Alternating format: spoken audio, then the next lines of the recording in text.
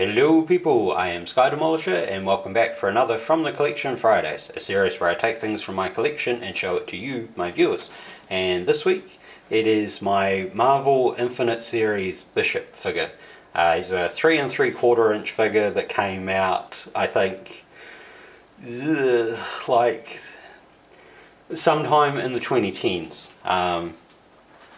It's actually quite difficult to remember the exact year. Hold on. 2014. So yeah, I bought him as a clearance figure, and I did have him carded, but the card's sort of worn down and stuff. I got him and I got Beast, so Beast will be in a couple weeks. So yeah, 3 3/4 figure came out in 2014. I don't really well, as far as I'm aware, they don't make figures like this anymore. Like, it used to be a big line. And the dumb part of the line is something that's probably already in the shot at the moment. It's that one hand is a gripping hand and one hand is always like a fist hand. For virtually every figure in the line, one fist was always made up into like a punching fist. There's no like spare hands or anything.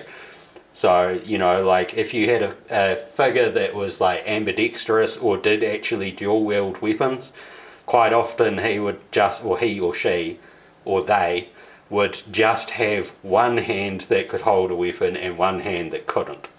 Anyway, so this is Bishop.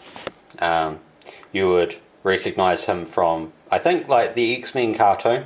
He's pretty close to what I remember Bishop being like there.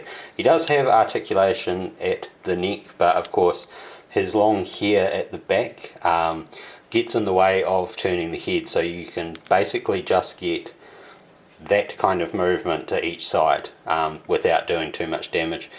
Full rotation at the shoulder, up and down there. The elbow has rotation thing, and there is you know, the rotation at the elbow. I don't think there was at the hands though. The hands are pretty much fixed. Yeah, so that's actually painted blue. He's got the one grip in hand. He comes with one of his rifles, and then probably the cool part, he does actually have the little handgun and a holster that does comfortably hold it. You know, so they've done well there. The rigging kind of gets in the way. So like, you know, the shoulder rig there and the scarf, they're all like one piece. You get articulation at the waist.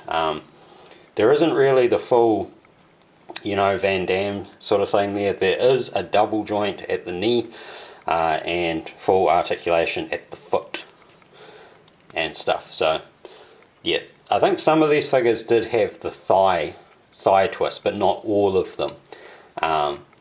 But yeah, all around, you know, he's quite a cool figure. It would have been kind of nice to have like a, you know, an effect that could be put over the hand, because, you know, I'm pretty sure that he could actually conjure the like kinetic energy to go out through his fist as well as it did through his weapons.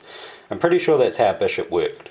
There's no like hip rotation or anything, which is kind of unfortunate.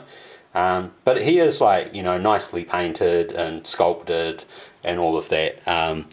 Now, one of the other downsides of these figures is that their balance is not too fantastic. But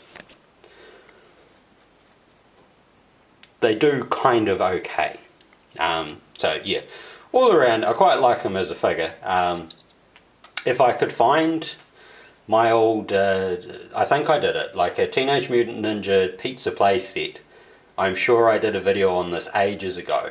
The idea was to set up Beast and Bishop and that at some point, but it didn't come to fruition. And that's kind of one of the reasons why they stayed in, you know, stayed carded and that. But yeah, all around, you know, he's not too bad a figure. It's kind of sad that we don't see much of this kind of thing now. Because I think a lot of stuff has gone back to like the 5 points of articulation or even more restricted articulation sort of thing for the figures. And yeah, like I think they basically did this as sort of an alongside the Marvel Legends of the time, and then this line just got discontinued. So yeah, I hope you've enjoyed this, and until next time, take care of yourselves. Bye.